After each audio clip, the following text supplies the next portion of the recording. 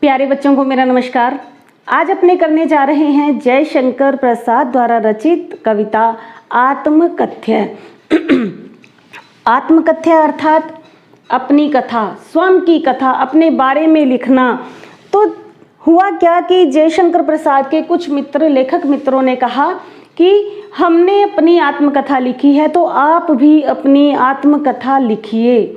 प्रसाद जी ने कहा, जो कि बहुत ही सरल स्वभाव के थे, इन्होंने कहा कि मैं अपनी आत्मकथा में क्या लिखूंगा, क्या मैं अपनी दुर्बलताओं को लिखूंगा। तो देखिए, आत्मकथा जब लिखेंगे, खुद के बारे में जब लिखेंगे तो हमें अपनी कमियां, हमें हमारे गुण सब कुछ बताने पड़ेंगे। तो ये कहते हैं कि मैं अपनी कमियों के बारे में, अपनी दुर्बलताओं के बारे में इस आत्मकथा को लिखूंगा। तो इन्होंने असहमति प्रकट कर दी कि मैं अपनी आत्मकथा नहीं लिखूंगा। इसी सहमति असहमति के बीच इन्होंने ये कविता लिख दी, जिसमें इनके पूरे जीवन की कथा भी आ गई है। तो देखें, ये जो कविता थी ये हंस पत्रिका में छपी। कौन सी पत्रिका में? हंस पत्रिका में। कब छपी? 1932 में। 1932 में छपी।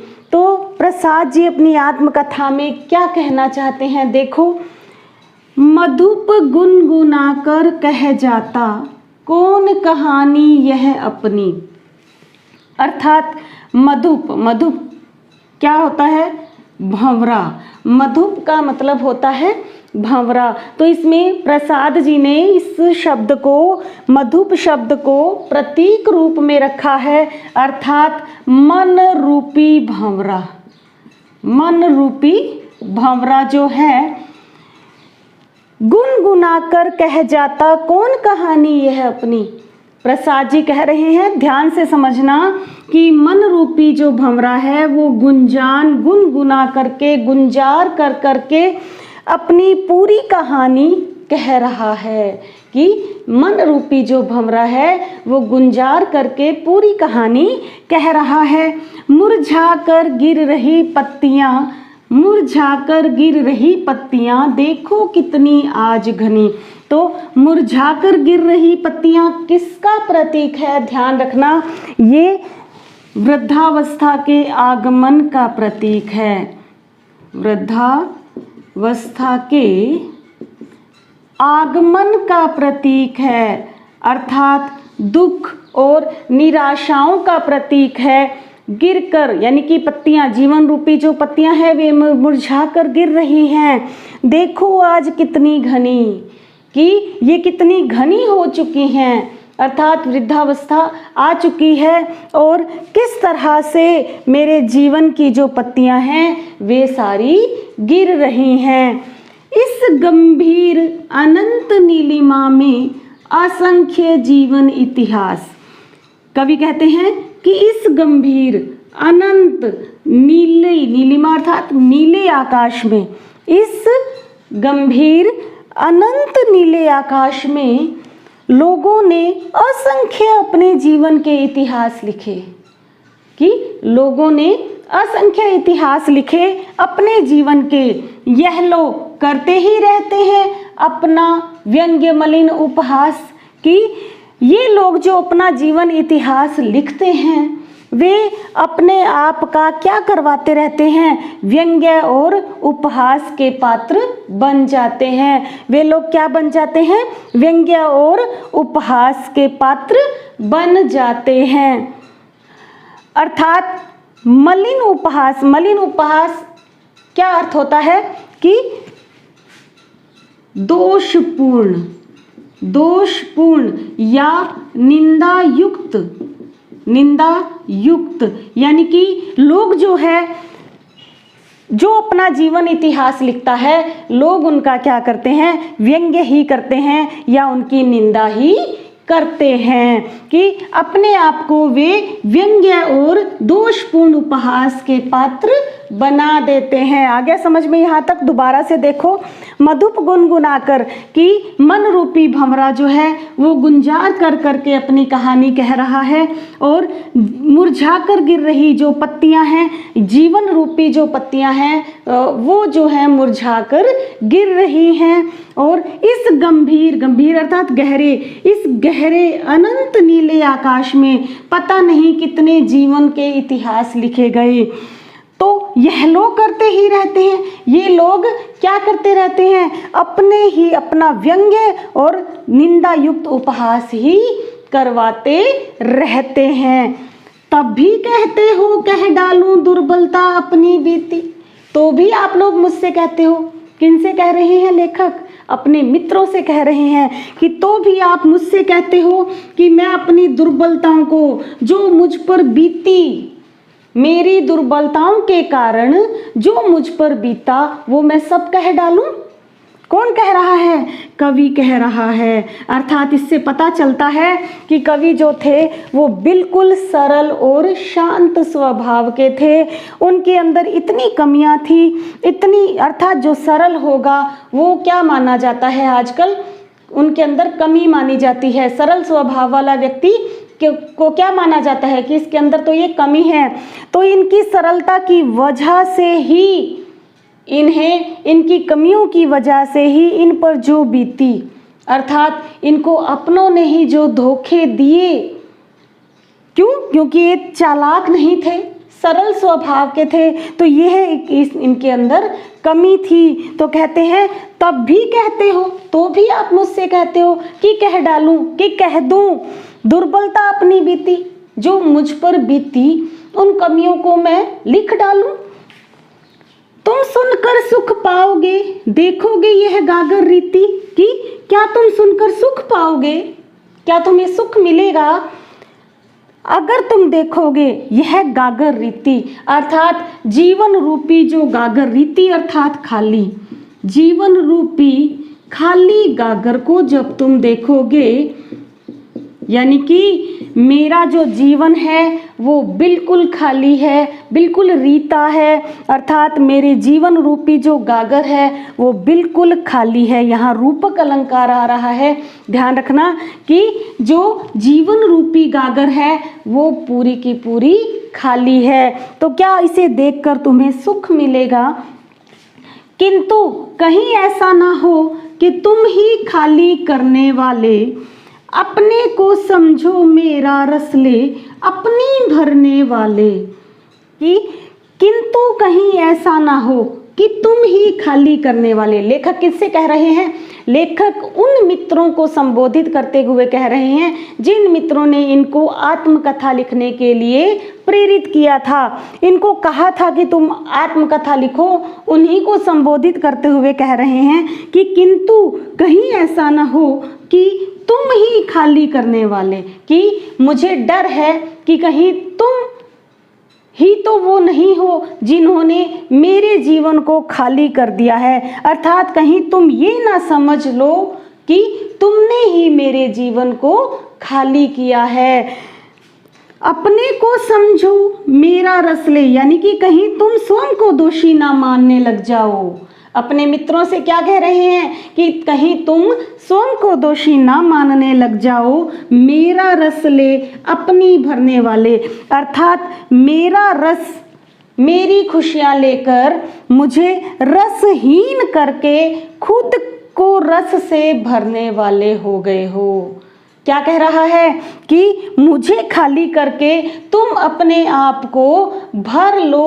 कहीं मुझे डर है कि कहीं तुम ऐसा न समझने लग जाओ, अपने आप को दोषी ना मानने लग जाओ। किनको कह रहे हैं? जयशंकर प्रसाद अपने मित्रों को कह रहे हैं कि कहीं तुम अपने आप को दोषी ना मानने लग जाओ कि तुम ही ने मेरे जीवन को खाली किया है और मेरा रस ले, अर्थात मेरे जीवन की खुशियों को तुमने लेकर और मुझे रसहीन बनाकर तुमने अपने आप को रस से भर लिया है। अर्थात यदि मैं अपनी कहानी कहूँगा, अगर मैं अपनी आत्मकथा कहूँगा तो लोग रस लेके पढ़ेंगे कि नहीं पढ़ेंगे, मज़े लेकर पढ़ेंगे कि नहीं पढ़ेंगे।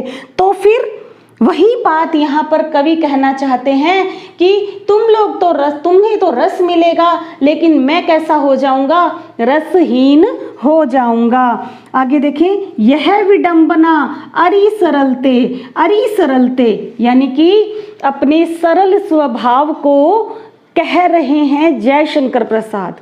मानवीकरण अलंकार हो गया यहाँ पर कि कौन सा अलंकार हो गया, मानवीकरण। कैसे हुआ कि अपने मानवीकरण अलंकार में क्या होता है,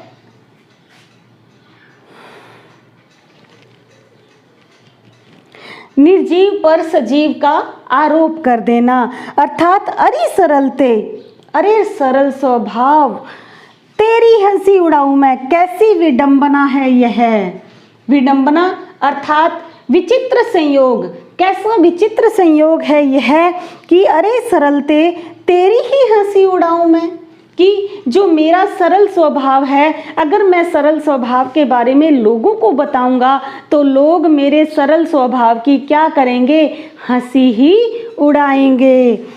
भूले अपनी या प्रवंचना औरों की दिखलाऊं मैं, कि अगर मैं आत्मकथा लिखूंगा तो मुझे अपनी भूलों को या फिर जो लोगों ने मुझे धोखे दिए, प्रवंचना अर्थात छल किया, जिन लोगों ने मेरे साथ छल किया या मैंने जो भूलें की अपने जीवन में, उनको तो मुझे दिखलाना पड़ेगा ना आत्मकथा में। कवि क्या कहना चाहते हैं कि भूले अपनी खुद की भूलों को या औरों के जो छल, जो औरों ने मेरे साथ छल कपट किया, उनको भी तो दिखलाना पड़ेगा। तो यहाँ तक समझ में आ गया सबको। प्रश्न देखें कौन कौन से बनेंगे, इस यहाँ तक के पद में कौन कौन से प्रश्न बनते हैं देखें। सबसे पहले तो प्रश्न यही बनता है कि कवि अपनी आत्मकथा क्यों नहीं लिखना चाहते। तो देखें किस लिए नहीं लिखना चाहते, आप बता सकते हो कि वे व्यंग्य या मलिन उपहास का पात्र नहीं बनना चाहते, निंदा का पात्र नहीं बनना चाहते, या वे अपने जीवन रूपी गागर को लोगों के सामने नहीं दिखाना चाहते, जो खाली गागर है, यानी कि गागर रीति अर्थात खाली घड़ा या असफल जीवन को वे लोगों के सामने नहीं बताना चाहते, या फिर अपनी भूलों को वो नहीं बताना चाहते, और जो छल कपट लोगों ने इनके साथ किए वो नहीं बताना चाहते। अब छोटे छोटे प्रश्न देखो, ये प्रश्न बन सकता है कि मधुप किसका प्रतीक है, मन रूपी भंवरा यानी मन का प्रतीक है, और मुरझाकर गिर रही पत्तियां किसका प्रतीक है, ये प्रतीक है दुख और निराशाओं का। किसका प्रतीक है, दुख और निराशाओं का। अब बताएं कि कवि जो है वो व्यंग्य उपहास का पात्र क्यों नहीं बनना चाहते। ये कहते हैं कि मैं व्यंग्य और उपहास का पात्र इसलिए नहीं बनना चाहता कि मैं अपनी ही कमियां, अपनी ही भूलें, अपनी ही दुर्बलताओं को मैं लोगों के सामने अगर बताऊंगा तो मैं व्यंग्य का पात्र बन जाऊंगा, इसलिए वे अपनी आत्मकथा को लिखना नहीं चाहते थे, व्यंग्य उपहास का पात्र नहीं बनना चाहते थे। और इसमें प्रश्न बन सकता है, गागर रीति से क्या तात्पर्य है। गागर रीति से तात्पर्य, गागर अर्थात घड़ा, रीति अर्थात खाली, यानी कि खाली घड़ा अर्थात असफल जीवन का प्रतीक है ये, कि जीवन रूपी जो गागर है वो क्या है, खाली है, यानी कि इनका जीवन जो है वो महत्वहीन हो चुका है। अब देखें कि अपने सरल स्वभाव को, कवि जो है वे अपने सरल स्वभाव को क्या कहना चाहते हैं, वे कहना चाहते हैं कि कैसे मैं अपने सरल स्वभाव की हंसी उड़ाऊं। कैसे उनका स्वभाव था कि उन्होंने अपने जीवन में कितनी भूलें की, कितनी लोगों ने धोखे दिए। उनका सरल स्वभाव था तभी तो लोगों ने उनको इतनी ज़्यादा धोखे दिए, इतने ज़्यादा उनके साथ छल किए। यहाँ तक सबको समझ में आ गया होगा।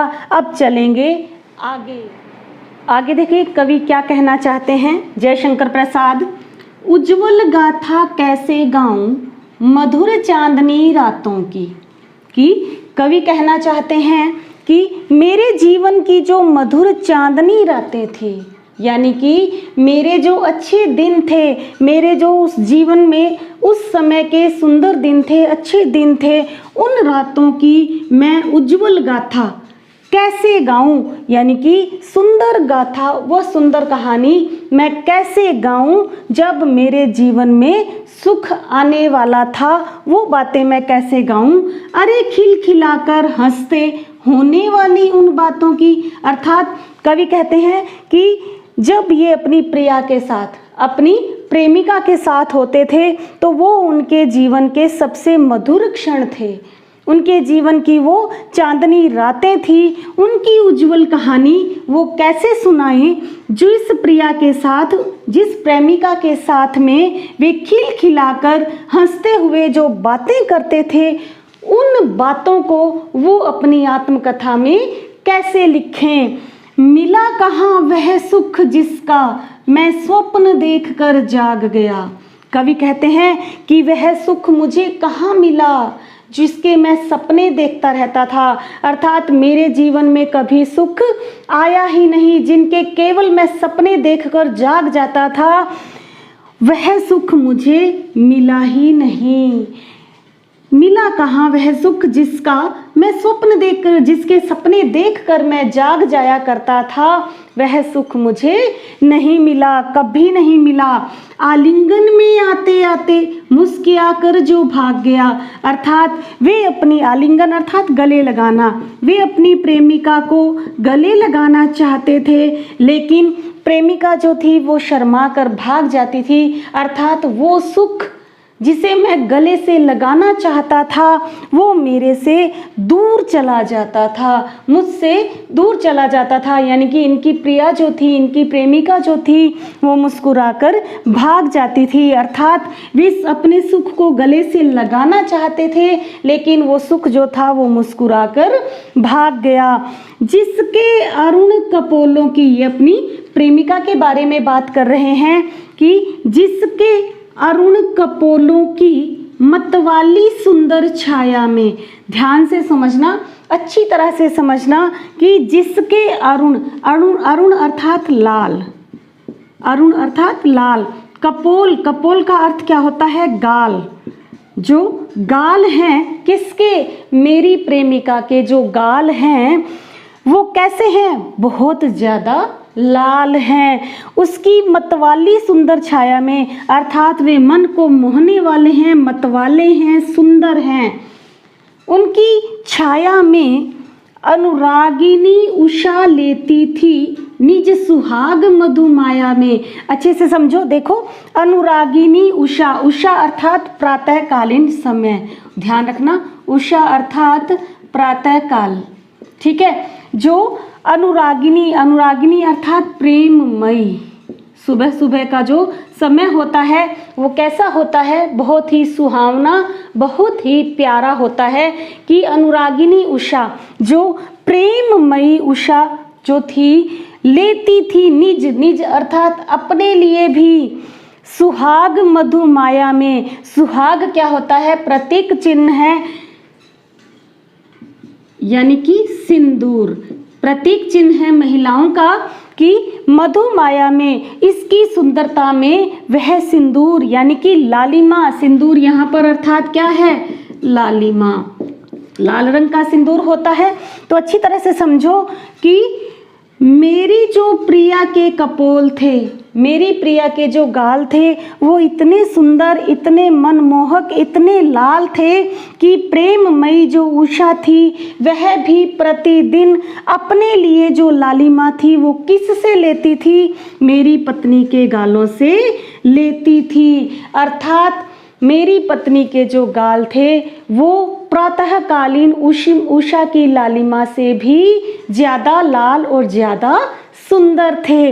आ गया समझ में, ये दो पंक्तियां अच्छी तरह से समझना कि उसके सुंदर कपोल, लाल कपोल गालों की मतवाले जो सुंदर थे, उनसे कौन लेती थी, प्रेममयी प्रातःकाल की जो लालिमा होती है, सुबह सुबह का समय जो होता है, जब सूर्य उदय होता है तो एकदम लालगी छा जाती है, उस समय, वो जो समय है वो लालिमा किससे लेती है, उषा जो है वो अपने लिए किस से लेती थी, मेरी प्रिया के गालों से लेती थी।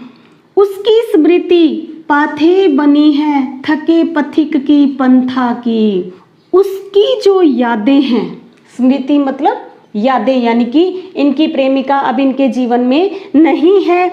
उसकी जो स्मृति है, उसकी जो यादें हैं, पाथेय बन गई हैं, थके हुए पथिक की पंथा की, यानी कि मैं इस जीवन रूपी मार्ग का थका हुआ पथिक हूँ। कवि क्या कहना चाहते हैं, पंथा अर्थात मार्ग, मैं इस जीवन रूपी मार्ग का एक थका हुआ पथिक हूँ। और ध्यान में रखना, पाथेय क्या होता है मैं यहाँ समझा दूँ। एक होता है पथ्य, एक होता है पाथेय।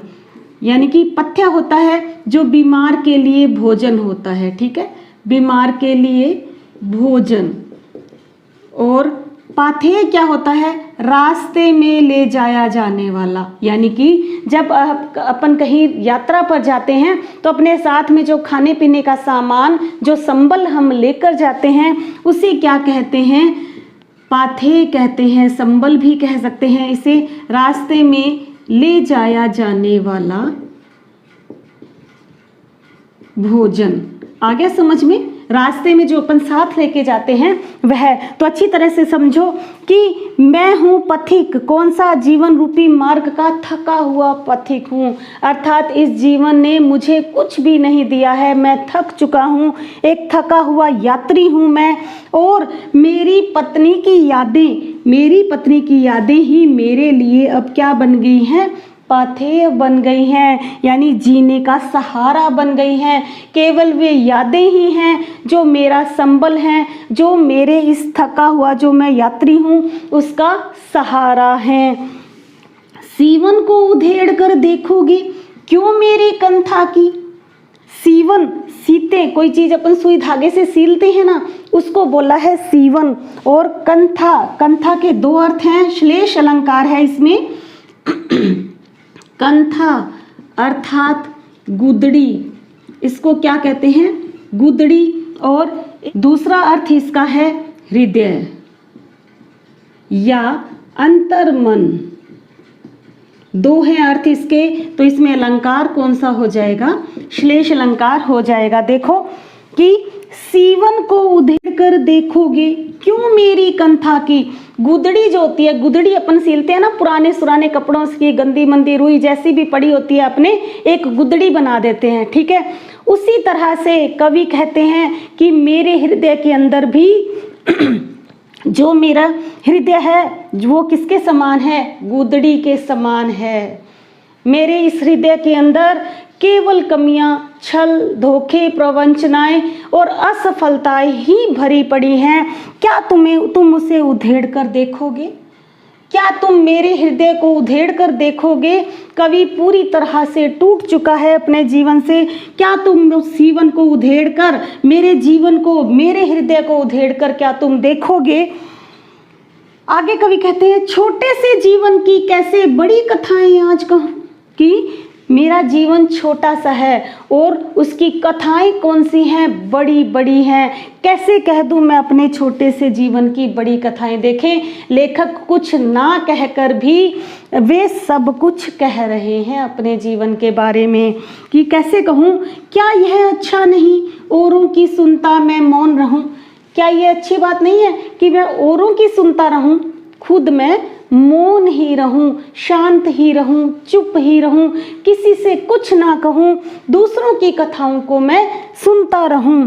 सुनकर क्या तुम भला करोगे मेरी भोली आत्मकथा, कि मेरी आत्मकथा कैसी है, बिल्कुल भोली है। जैसा मेरा सरल स्वभाव है वैसी ही मेरी आत्मकथा है। उसे सुनकर तुम मेरा क्या भला करोगे, तुम मेरा क्या भला करोगे मेरी भोली आत्मकथा को सुनकर। अभी समय भी नहीं, थक कर सोई है मेरी मौन व्यथा।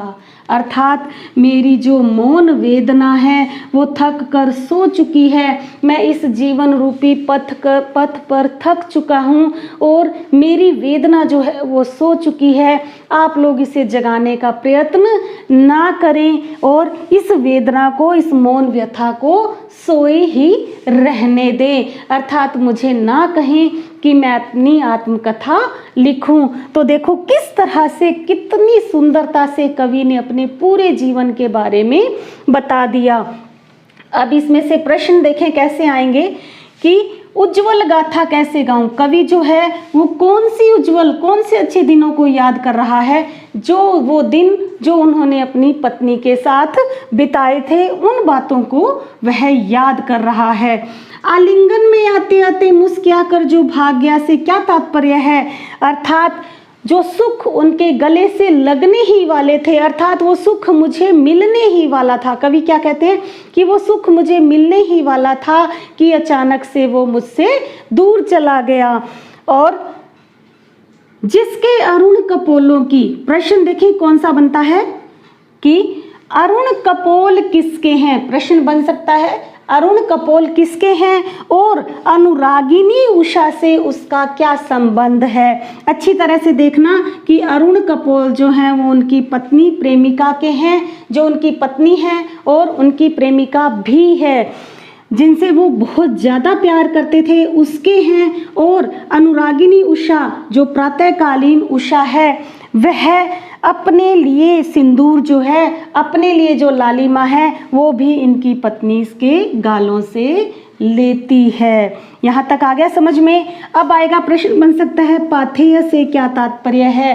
पाथेय अर्थात संबल, रास्ते में ले जाया जाने वाला भोजन।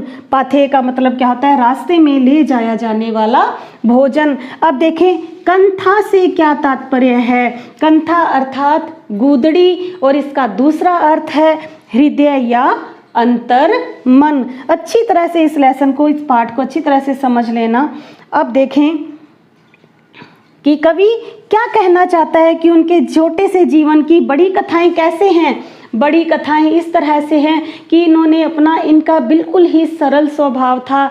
ये अपने सरल हृदय का अपमान नहीं करवाना चाहते थे कि लोग, अगर मैं अपने सरल स्वभाव के बारे में लोगों को बताऊंगा तो लोग मेरी हंसी ही उड़ाएंगे। इसलिए मेरे इस सरल से स्वभाव की जो कथाएं हैं वो कुछ ज़्यादा ही बड़ी हो गई हैं। तो आ गया ये समझ में, आपको लेसन अच्छी तरह से ये पाठ समझ में आ गया होगा। कितना सुंदर, कितना अच्छा कवि ने लिखा है। और इसी के साथ अगले लेसन के लिए, अगले पाठ के लिए बने रहिए मेरे साथ। Thank you, have a nice day.